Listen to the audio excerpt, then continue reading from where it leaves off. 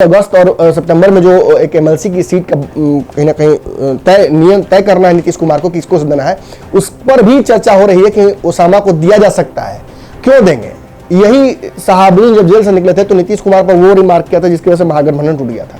और आज नीतीश कुमार क्यों चाहते हैं कि ओसामा को अपनी तरफ कर ले? नीतीश चुनाव की तैयारी में लगे हुए हैं और उस चुनाव में हर समीकरण उनको अपना मजबूत करना है, चाहे मांझी वाला समीकरण हो, चाहे मुकेश सहनी वाला समीकरण हो, चाहे लवकुश हो, या फिर मुसलमानों के साथ मुसलमान। देखिए, बिहार के अल्पसंख्यकों में खास तौर पर नीतीश कुमार ने अच्छा खासा अपना पॉलिटिकल इन्वेस्टमेंट किया है कि लगातार नजर थी हम सभी की कि आखिर हिना साहब और ओसामा किस तरफ जाएंगे। ओसामा लगातार बिहार में कई नेताओं से मुलाकात कर चुके हैं। कल वो निकले थे तो उन्होंने प्रभुनाथ सिंह छपरा की तरफ अपना रुख किया था और वहां पे सुधीर सिंह से, प्रभुनाथ सिंह से मुलाकात की थी, आशीर्वाद लिया था। आपको एक बात यहां हम बता दें, बहुत करीबी सूत्र, बहुत विश्वस्त सूत्र ओसामा के नजदीक है, उन्होंने हमसे स्पष्ट कर दिया है कि ओसामा क्या करने जा रहे हैं। आज जिस मांझी से मुलाकात करने उनके घर जा रहे हैं तेज प्रताप, उस मांझी से मुलाकात करने का समय नहीं था उनके पास। आज भी तेजस्वी यादव मांझी जी को लेकर बहुत आसान्वित नहीं है। उनकी पार्टी भले ही कह रही कि मांझी जी का स्वागत है, लेकिन इन्हीं मांझी जी को टिकट देने की जब बात आई थी तो नहीं दिया था उन्होंने।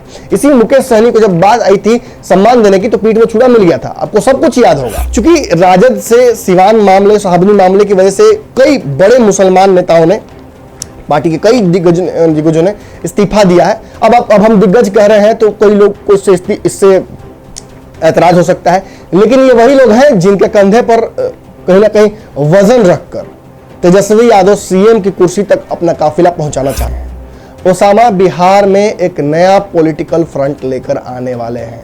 वो बात जो कभी उनके पिता ने सोची नहीं, क्योंकि उनकी ईमानदारी पूरी तरह से लालू यादव के साथ थी, वो अब ओसामा करने जा रहे हैं। क्योंकि उनके पिता के साथ उनके हिसाब से, उनके समर्थकों के हिसाब से अन्याय कर दिया है राजद ने। होने जा रहा है मौजूदा समीकरण, और इसको लेकर कुछ दिनों पहले बाबा ने और हमने आपको बताया भी था क्या होने वाला है। इसमें नीतीश कुमार एक ऐसे विकल्प की तलाश में है जिसमें भाजपा और राजद उनके साथ न हो। ऐसे में भले ही आप जिम्वा ठहरा दिए कि कांग्रेस की पिछड़ी होने की वजह से तेजस्वी मुख्यमंत्री नहीं बन पाए, लेकिन मुख्यमंत्री ने कुछ हद तक अपने पैर को भी काट लिया था सीटों के विस्तृत जो बंटवारे के दौरान। जीतन राम मांझी के यहाँ औचक चले जाना तेज प्रताप यादव का कोई मैसेज तो जरूर होगा ना, इसके पीछे कोई सियासत जरूर होगी ना। आखिर सियासतदान इसी तरीके से एक दूसरे से मुलाकात अगर करते रहते तो आज तक उपेंद्र कुशवाहा नीतीश कुमार के पास नहीं आते, आज तक लालू यादव को छोड़कर नीतीश कुमार वापस भाजपा में नहीं आते, और आज तक ये सारे समीकरण जो बिहार में बने हैं वो नहीं बनते, और लालू यादव अभी अब तक कांग्रेस का विरोध करते रहते हैं। मुसलमानों ने देखा है कि भाजपा का पोलराइजेशन किस तरह से काम करता है, और एक डर मन में है, जहन में है, तो उन्हें विकल्प की तलाश होती है। इस बार अगर ओवैसी को बिहार में 5 सीटें आई हैं तो उसका सबसे बड़ा कारण है भाजपा के खिलाफ मुसलमानों में व्याप्त एक डर, एक संशय। भाजपा के साथ वो नहीं जा सकते हैं। ऐसे में नीतीश कुमार को भी घाटा हुआ है, और नीतीश कुमार जानते हैं कि कई जगहों पर मुझे मुसलमान वोट करते हैं अगर मैं भाजपा के साथ नहीं होता तो।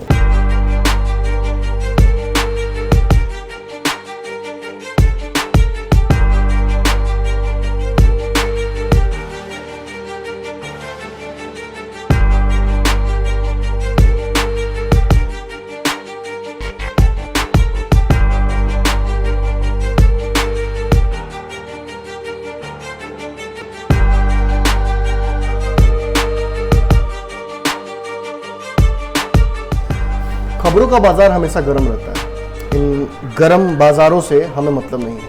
हम खबरों का बाजारीकरण नहीं करना चाहते। हम उन खबरों की तह तक पहुंचना चाहते हैं जिन खबरों की वजह से आपके जीवन पर असर पड़ता है। हम खबरों का पंचनामा करते हैं। नमस्कार, भारत लाइव देख रहे हैं आप, और ये पंचनामा है। पंचनामा में खबरों की चीरफाड़ होती है और उस निष्कर्ष तक आपको पहुंचाया जाता है जहां से बिहार की राजनीति में कुछ सवालों के जवाब आपको मिल जाते हैं।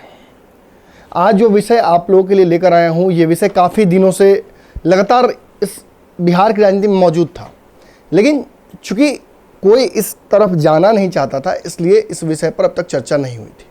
शुरुआत अपने चिरपित परिचित अंदाज से ही करूँगा। उसी जगह से शुरुआत करते हैं जहाँ पिछली बार हमने छोड़ा था। पिछली बार बाबा और हम मौजूद थे और आपको हम लोगों ने बताया था कि बिहार में बहुत कुछ बदलने वाला है। जदयू ने भी अपने शीर्ष नेतृत्व में कुछ दिनों पहले ही बड़ा बदलाव किया था। अपनी कुर्सी छोड़कर नीतीश कुमार ने आरसीपी सिंह को दे दी थी। आरसीपी सिंह से ये कुर्सी वापस लेने की भी बात अब चल रही है और लगभग इसका मसौदा बन चुका है। अब बस ये तय करना है कि क्या होगा। देखिए यहाँ दो बातें हो सकती हैं। आरसीपी सिंह पर ज़्यादा चर्चा नहीं करूंगा, लेकिन तेजी से आपको बता दूं, आरसीपी सिंह को केंद्रीय मंत्रिमंडल में स्थान दिलाने को लेकर नीतीश कुमार उनसे इस्तीफा ले सकते हैं, एक व्यक्ति एक पद। लेकिन कुछ दिनों पहले आपने महारानी सीरीज देखी थी, जिसमें आपको याद होगा कैसे एक सीन आया था जिसमें एक व्यक्ति से पद ले लिया गया था और फिर उन्हें खाली बैठना पड़ा था दूसरे पद की लालच में। ऐसा बिहार में भी हो सकता है, लेकिन आज इसकी चर्चा मैं करने नहीं आया हूँ। बिहार में मौजूदा समीकरण जो बदलने जा रहे हैं उन पर एक बार हमने नज़र डाली थी बाबा के साथ बैठकर। आपके सामने हमने बताया था आपको कि नीतीश कुमार एक ऐसा समीकरण बनाना चाहते हैं जिसमें भाजपा भी नहीं हो और राजद भी नहीं हो, यानी तेजस्वी लालू भी नहीं हो, और बिहार में भाजपा के जो शीर्ष नेता हैं जिनको इस बात का भ्रम हो गया है कि उनकी सीटें ज़्यादा बढ़ चुकी हैं, नीतीश कुमार छोटे भाई हो गए हैं, उनको भी एक मुफ्त जवाब मिल जाए, केंद्र नेतृत्व को भी मिल जाए। लेकिन इसके लिए सरकार पलटनी पड़ेगी ना, तो नीतीश कुमार उसके लिए तैयार हैं। फिलहाल कोरोना काल की वजह से बहुत सारी पाबंदियां हैं जिसकी वजह से नीतीश कुमार चाहते हैं कि यह समय आसानी से बीत जाए, लेकिन लॉन्ग टर्म नीतीश कुमार का तैयारी यूपी चुनाव के थोड़े दिनों बाद ही बिहार में सत्ता परिवर्तन का है, अगर सब कुछ इसी तरह से चलता रहा तो। आप देख सकते हैं बिहार में सियासत बिल्कुल खुल चुकी है। जीतन राम मांझी के यहाँ औचक चले जाना, तेज प्रताप यादव का कोई मैसेज तो जरूर होगा ना, इसके पीछे कोई सियासत जरूर होगी ना। आखिर सियासतदान इसी तरीके से एक दूसरे से मुलाकात अगर करते रहते तो आज तक उपेंद्र कुशवाहा नीतीश कुमार के पास नहीं आते, आज तक लालू यादव को छोड़कर नीतीश कुमार वापस भाजपा में नहीं आते, और आज तक ये सारे समीकरण जो बिहार में बने हैं वो नहीं बनते, और लालू यादव अभी अब तक कांग्रेस का विरोध करते रहते हैं। लेकिन ये मुलाकातें नए नए समीकरणों को जन्म देती हैं, और मैं तो ये आगे बढ़ के ये कहूँगा कि नए समीकरण इन मुलाकातों को जन्म देते हैं, और इन मुलाकातों की वजह से हमारे जैसे पत्रकार जो लगातार इन सियासी गलियारों में अपने आँख नाक कान लगाए रहते हैं उनको भनक लग जाती है। अब मुझे जो नई भनक लगी है वो आप लोगों के लिए और विस्फोटक है। बिहार में ये कह देना कि ओसामा जो कि शहाबुद्दीन के पुत्र हैं, मरहूम शहाबुद्दीन, जिन्होंने अच्छा खासा काम अपने क्षेत्र में किया है, जो अपने क्षेत्र में भगवान के समान माने जाते हैं। लालू यादव अगर पूरे बिहार के पिछड़ों को अगर लोग तथाकथित रूप से कहते हैं कि उनके मसीहा हैं, तो सिवान के मसीहा शहाबुद्दीन ही हैं, इसमें कोई दो राय नहीं है। और उनके ऊपर जितने आरोप लगे हैं, चाहे वो अलग अलग न्याय दंड विद्याओं के हों, उनको कोर्ट ने अपने हिसाब से उनको सजा दी है। वो एक अलग व्यक्तित्व है उनका, लेकिन और एक व्यक्तित्व है उनका जिसको सिवान के लोग सिराकों पर बिठाते हैं। मुसलमान समाज के एक बड़े नेता कहा जाता है, सर सैयद मोहम्मद के बाद एक ऐसे नेता सिवान में और बिहार की राजनीति में आए जिन्होंने लोगों को शिक्षा के प्रति, खासतौर पर इस समाज में जो पिछड़ापन था, शिक्षा को लेकर उदासीनता थी, उसमें बहुत हद तक उन्होंने अपना इंटरफेरेंस किया, सिवान में बहुत सारी चीज़ें ठीक की। यहाँ महिमा मंडन किसी का करना मेरा ध्येय नहीं है, ये अच्छे जानते हैं पंचनामा में मैं क्या करता हूँ, लेकिन एक समीकरण यहाँ बताना जरूरी है जिसकी वजह से मैं ये बातें आपको बता रहा हूँ। लालू यादव ने इसी तरह से अपनी राजनीति को बढ़ाया था और पिछड़ों के जहन में, उनके दिल में एक स्थान बनाया था। इस दौरान शहाबुद्दीन भी उनके साथ मौजूद थे और उन्होंने कोई कमी नहीं छोड़ी अपनी तरफ से। लेकिन मौजूदा स्थिति में एक बात आप बहुत सेफली कह सकते हैं, मैं तो काफ़ी दिनों से कहता आ रहा हूँ कि ओसामा तेजस्वी यादव से नाराज़ हैं, लालू यादव के रुख से नाराज़ हैं। जिस तरीके की टीका टिप्पणी शहाबुद्दीन के फेसबुक पेज के माध्यम से उनके परिजनों ने की है, ये स्पष्ट दर्शाता है कि आगे चल के शहाबुद्दीन के जो पुत्र हैं या उनकी पत्नी हैं, ये राजद में नहीं रह सकते। मैं आपको अपने व्यक्तिगत वृत्तांत से कुछ बातें बताता हूँ। शहाबुद्दीन के परिवार से मिलने को मुझे बहुत पहले मौका मिला था, जब पत्रकारिता की शुरुआत ही मैंने की थी, 5 साल हुए थे। उस दौरान एक डॉक्यूमेंट्री की शूटिंग के लिए हम पहुंचे थे प्रतापगढ़। हमने मुलाकात की थी, शहाबुद्दीन के मरहूम पिताजी से भी मेरी मुलाकात हुई थी। उन्होंने साफ तौर पर यह बात कह दी थी, कैमरा बंद था, उन्होंने मुझे देखते हुए ये बात कही थी कि लालू यादव की वजह से मेरा पुत्र जेल में है। ये बातें एक पत्रकार होने के नाते मैं बहुत गंभीरता से आप लोगों के समक्ष रख रहा हूं। ये एक मरहूम व्यक्ति की बातें हैं जिन्होंने मुझे और मेरे कैमरामैन के सामने ये बात कही थी, और उन्होंने ये भी कहा था कि भले ही शहाबुद्दीन की जान चली जाए लेकिन वो लालू यादव से कभी धोखा नहीं करेगा। उसके पास ऑफर्स की भरमार है, हर नेता आता था। यहाँ उनके मुंह के जुबान की ये बात है कि कई नेता हिजाई ले मुलाकात करे खातिर, लेकिन बबुआ ना मिल ले, और साहब उनके से मिले ले जेकरा से लालू यादव चाहे ले। और इन सभी बातों के बाद जो अंतिम दौर में जिस तरीके से जिन नाटकीय घटनाक्रम से शहाबुद्दीन की मृत्यु हुई, और इस पर मांग तक पार्टी ने नहीं किया, बड़े नेताओं ने जाना लाजमी नहीं समझा। आज देखिए ना, लालू यादव के जन्मदिन के अवसर पर किस तरीके से भगदड़ मची हुई है। पार्टी के सारे दिग्गज नेता, चाहे श्याम रजक हों, अब्दुल बारी सिद्दीकी जिनका मुंह नहीं खुल रहा था, इसके अलावा कई विधायक, सभी से लालू यादव मुलाकात कर रहे हैं। लेकिन अभी 1 महीने पहले ही तो कोरोना का हवाला देकर किसी ने किसी से मुलाकात नहीं की और किसी ने जहमत नहीं उठाई जाकर वो ओसामा जो कि अकेला पड़ गया अपने पिता की मृत्यु के बाद, जो अपने पिता की लाश के लिए लड़ता रहा सिस्टम से, जिसकी सहायता के लिए कोई नहीं पहुंच रहा था, केवल 2-4 लोग, इमरान प्रतापगढ़ी और जो सिवान के कुछ लोग जो चंद खुशनसीब थे जो उस वक्त पहुंच पाए, वो पहुंचकर उन्होंने अपनी कहीं ना कहीं हाजिरी भी गिनाई और उस दुख की घड़ी में उस बच्चे के साथ खड़े भी रहे। लेकिन देखिए विडंबना, लालू यादव, तेजस्वी यादव सब दिल्ली में ही थे, लेकिन किसी ने मुलाकात नहीं कर की। यहाँ तक कि फेसबुक और ट्विटर के माध्यम से इतना मुखर रहने वाले तेज प्रताप यादव, तेजस्वी यादव, लालू यादव, इन्होंने कुछ नहीं कहा।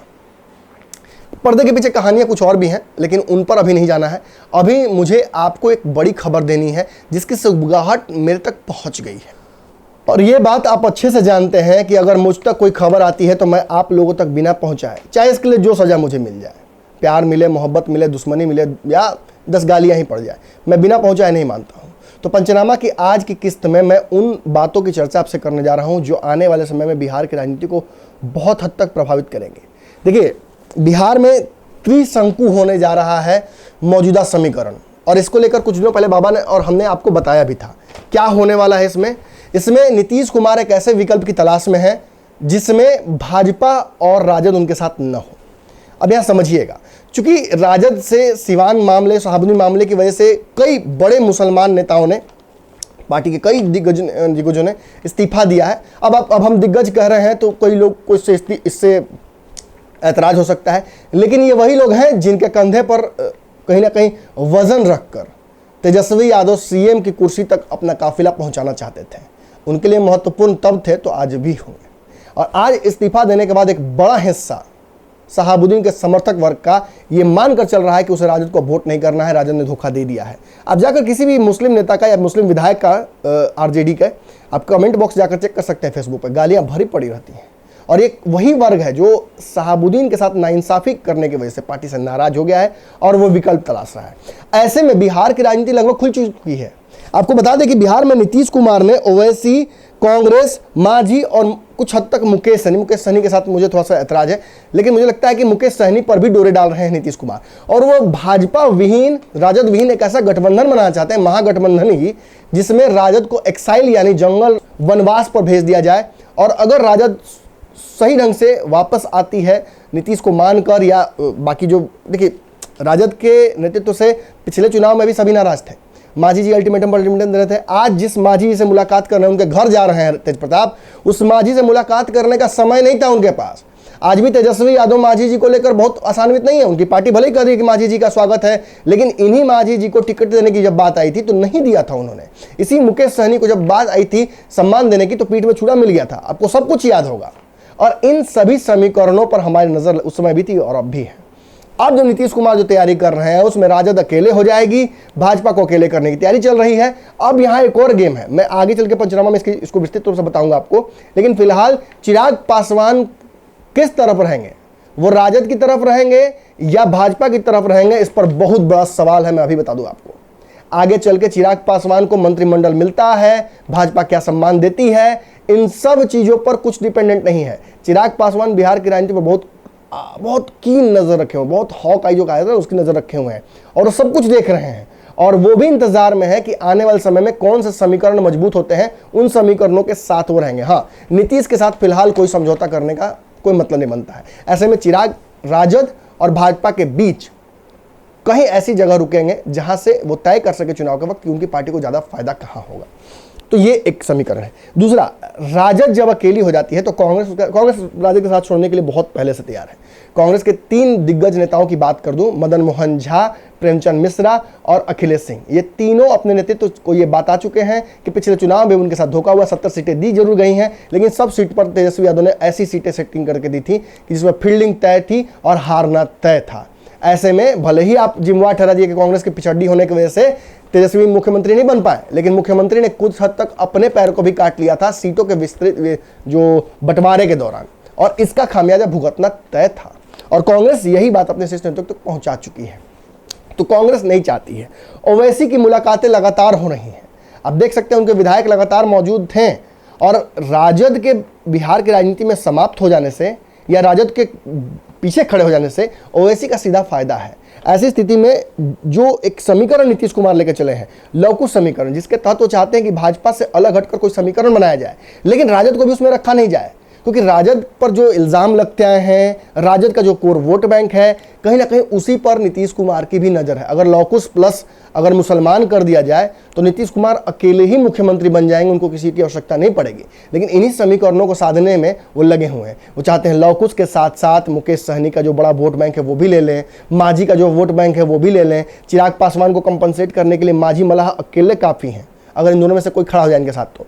और बात रही राजद के वोट बैंक की, तो अगर एक इस सिनारियो को समझिएगा, अगर भाजपा से अलग हो जाते हैं नीतीश कुमार तो मुसलमानों को तुरंत प्यारे हो जाते हैं। देखिए, भाजपा के खिलाफ जो भी गोलबंदी होगी उसमें मुसलमानों का आना मजबूरी है। मुसलमानों ने देखा है कि भाजपा का पोलराइजेशन किस तरह से काम करता है, और एक डर मन में है, जहन में है, तो उन्हें विकल्प की तलाश होती है। इस बार अगर ओवैसी को बिहार में 5 सीटें आई हैं तो उसका सबसे बड़ा कारण है भाजपा के खिलाफ मुसलमानों में व्याप्त एक डर, एक संशय। भाजपा के साथ वो नहीं जा सकते हैं। ऐसे में नीतीश कुमार को भी घाटा हुआ है, और नीतीश कुमार जानते हैं कि कई जगहों पर मुझे मुसलमान वोट करते हैं अगर मैं भाजपा के साथ नहीं होता तो। और ऐसे में अगर ओवैसी आ जाए तो समीकरण और मजबूत हो सकता है। ऐसे में आप सुन रहे होंगे, खबरें लगातार आ रही थी, जो जदयू के बड़े बड़े नेता हैं वो हिना साहब और उसामा को अपने पाले में करने के लिए तैयार हो गए हैं। उनको यहाँ तक कि अगस्त और सितंबर में जो एक एमएलसी की सीट का कहीं ना कहीं तय करना है नीतीश कुमार को, किसको देना है, उस पर भी चर्चा हो रही है कि उसामा को दिया जा सकता है। क्यों देंगे? यही शहाबुद्दीन जब जेल से निकले थे तो नीतीश कुमार पर वो रिमार्क किया था जिसकी वजह से महागठबंधन टूट गया था। और आज नीतीश कुमार क्यों चाहते हैं कि उसामा को अपनी तरफ कर लें? नीतीश चुनाव की तैयारी में लगे हुए हैं, और उस चुनाव में हर समीकरण उनको अपना मजबूत करना है। चाहे मांझी वाला समीकरण हो, चाहे मुकेश सहनी वाला समीकरण हो, चाहे लवकुश हो, या फिर मुसलमानों के साथ मुसलमान। देखिए, बिहार के अल्पसंख्यकों में खास तौर पर नीतीश कुमार ने अच्छा खासा अपना पॉलिटिकल इन्वेस्टमेंट किया है। नीतीश कुमार ने जब भाजपा से अपने आप को अलग किया था तो वो पूरी तरह से सेकुलर हो गए थे, और प्रशांत किशोर के साथ रहकर उन्होंने जो समीकरण साधने की कोशिश की थी वो समीकरण सबसे तगड़ा समीकरण था। ऐसे में प्रशांत किशोर की बीवी बिहार में वापसी हो रही है, और किस नियम, किस शर्त पर वो आ रहे हैं, नीतीश को लेकर इतने सॉफ्ट क्यों हो गए थे, ये सारी बातें आने वाले समय में समझ में आएंगी, सब पर से पर्दा हटेगा। लेकिन फिलहाल बड़ा खबर मैं आपको देने जा रहा हूं इस पंचनामा में, वो ये है कि लगातार नजर थी हम सभी की कि आखिर हिना साहब और उसामा किस तरफ जाएंगे। उसामा लगातार बिहार में कई नेताओं से मुलाकात कर चुके हैं। कल वो निकले थे तो उन्होंने प्रभुनाथ सिंह छपरा की तरफ अपना रुख किया था, और वहां पे सुधीर सिंह से, प्रभुनाथ सिंह से मुलाकात की थी, आशीर्वाद लिया था। आपको एक बात यहां हम बता दें, बहुत करीबी सूत्र, बहुत विश्वस्त सूत्र उसामा के नजदीक के, उन्होंने हमसे स्पष्ट कर दिया है कि उसामा क्या करने जा रहे हैं।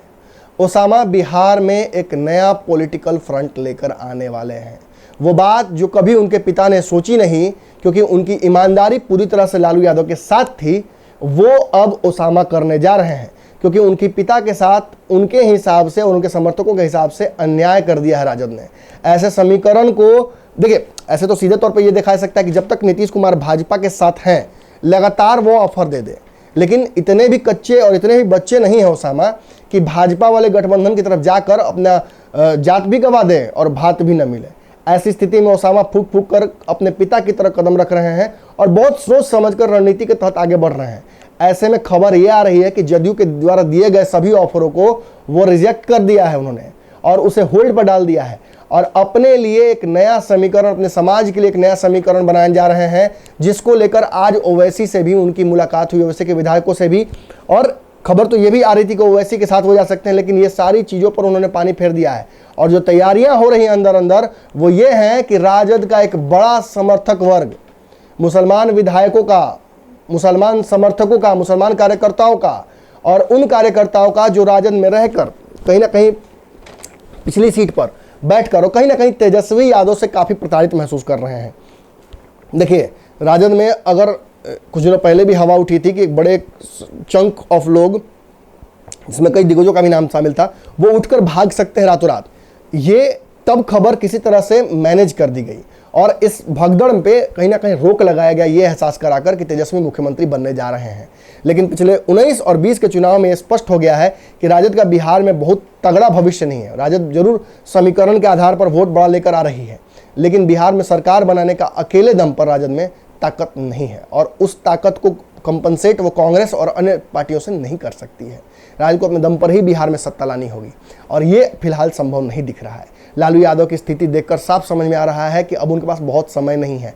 ऐसे में बिना तेजस्वी यादव को स्थापित किए हुए अगर लालू यादव, भगवान न करे, लेकिन अगर वो चले जाते हैं तो एक बड़ा वॉइड बिहार की राजनीति में क्रिएट हो जाएगा। और कहीं ना कहीं जिस तरीके से आज साइडलाइन महसूस कर रहे हैं चिराग पासवान, उसी तरह से तेजस्वी यादव को भी ये पार्टियां जो बाकी हैं वो साइडलाइन कर सकती हैं, मजबूर कर सकती हैं। और ऐसी स्थिति में इस डूबती नाव पर कोई बैठना नहीं चाहेगा, खासतौर पर ओसामा, जिसके पहले से ही उनके समर्थकों में एक बड़ा गुस्सा है। उस गुस्से को बस चैनलाइज करना है। तो खबर यह है कि ओसामा भाजपा के खिलाफ जो लगातार मैंने तो आपको पहले बताया कि भाजपा की लोकप्रियता लगातार घट रही है और इसकी वजह से एक पोलराइजेशन हो रहा है भाजपा के खिलाफ।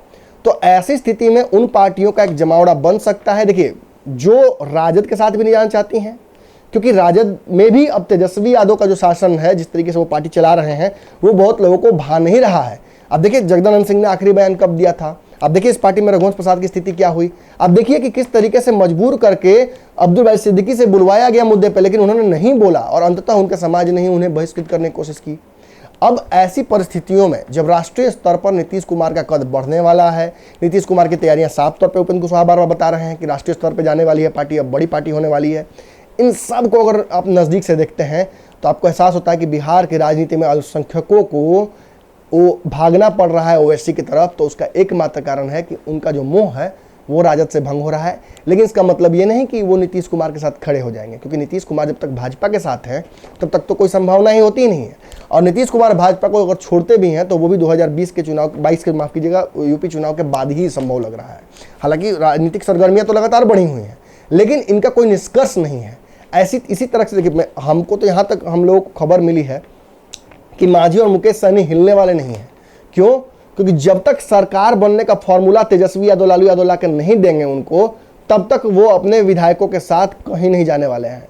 और इस स्थिति में ओसामा द्वारा बनाए जा रहे इस समीकरण पर देखिए, लगातार ओसामा के साथ भी कई लोग मौजूद हैं और उन पर दबाव बनाया जा रहा है कि वो ऐसी राजनीतिक विकल्प की ओर बढ़े जिस विकल्प में खास तौर पे जो सवर्ण हैं, जो राजद में जुड़े हुए हैं, जिनको साइडलाइन शायद कर दिया गया है, या जो लोग नाराज हैं, जिनको टिकट नहीं मिला है, या जिनको लगता है कि तेजस्वी यादव कम्युनिकेशन गैप करते हैं, उनको उठा लिया जाए।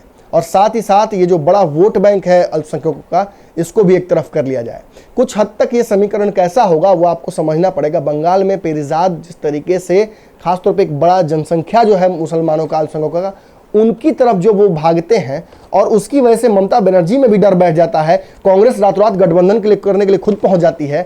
तो ऐसी स्थिति में एक पार्टी बनाकर पहुंचा जा सकता है ओसामा के द्वारा भी, जहां से आगे चल के राजद या फिर नीतीश कुमार उनके साथ उस वोट बैंक के लिए, जिस वोट बैंक पर सबकी नज़र है, कहीं जदयू की नज़र भी है और राजद की भी नज़र है, उस वोट बैंक का एक मुश्त अगर अपने पास वो इकट्ठा कर लेते हैं समर्थन, तो उसके लिए जो शर्तें रखेंगे वो उन शर्तों को मानने के लिए मजबूर हो जाएगी राजद भी और जदयू भी। और जबकि राजद को एक्साइल देना है, ये तय कर लिया है नीतीश कुमार ने, तो ऐसी स्थिति में नीतीश कुमार को बिना ओसामा के समर्थन के आगे बढ़ना असंभव होगा। ये आगे की रणनीतियां हैं। इन रणनीतियों को आज ही हम फाइनलाइज नहीं कर रहे हैं, लेकिन अंदर अंदर जब चर्चाएं होने लगी, जब सब कुछ बनने लगा, कार्यक्रम की रूपरेखा बनने लगी, फ्लोचार्ट बनने लगा, कौन राष्ट्रीय अध्यक्ष होगा, कौन क्या होगा, ये सारी बातें जब होने लगी, तो आप समझ लीजिए कि एक बड़ा समीकरण सामने आ सकता है। अब यहाँ कहीं ना कहीं एक बड़ी बात हो सकती है, क्योंकि राजद में भी हाई अलर्ट हो गया है। राजद के कई दिग्गज नेताओं को पता चल चुका है। और अगर कल इतने कोरोना के प्रोटोकॉल्स के बावजूद भी अगर श्याम रजक और जाकर मिले हैं अब्दुल बारी सिद्दीकी लालू यादव से, तो आप समझ लीजिए कि इन समीकरणों पर चर्चा हुई होगी कि ऐसी तैयारी चल रही है। प्रभुनाथ सिंह तक बात पहुंच सकती है, तो बात इन दोनों तक भी पहुंच सकती है। और ये अब देखिए, कल बात हुई है और आज तेजस्वी यादव बिहार पहुंच गए हैं, यानी उन्हें एहसास है कि जल्दी से जल्दी ओसामा को अगर नहीं मनाया गया तो ये समीकरण अगर बन जाता है तो कहीं ना कहीं एक बड़ा झटका राजद को लगने जा रहा है, जिससे उबरने में आने वाले 10 साल भी लग सकते हैं। तो आज के पंचनामा में इतना ही। खबरें कैसी लगती हैं जरूर बताइए, कमेंट सेक्शन खुला हुआ है। ये चैनल दो तरफा संवाद में विश्वास रखता है, टीवी नहीं है। आप मोबाइल पर देख रहे हैं, नीचे देखिए कमेंट बॉक्स है, आप आके अपनी राय भी दे सकते हैं। 2-4 गालियां भी दीजिएगा तो मुझे फर्क नहीं पड़ता है। बस सच्ची पत्रकारिता का सहयोग जरूर करते रहिए, इसी तरह से समर्थन करते रहिए। और पंचनामा अगर आपको रोज चाहिए तो उसके लिए इस वीडियो को शेयर करना पड़ेगा। धन्यवाद। अगर ये वीडियो पसंद आई और वह बिहार के राजनीति और बिहारियत से सरोकार रखेनी तो सब्सक्राइब बटन दबा के चैनल के सब्सक्राइब कर ली। ओजे एगो घंटी बा, ओकरा बटन दबा देला से कुल सटीक और मारक खबर रुआ मुफ्त में मिल जाई। अगर रुआ पत्रकारिता के हमनी के नया प्रयोग में सहयोग कर चाहतानी तो ज्वाइन बटन दबा दी। पेटीएम नंबर नोट कर ली 9386816700। धन्यवाद।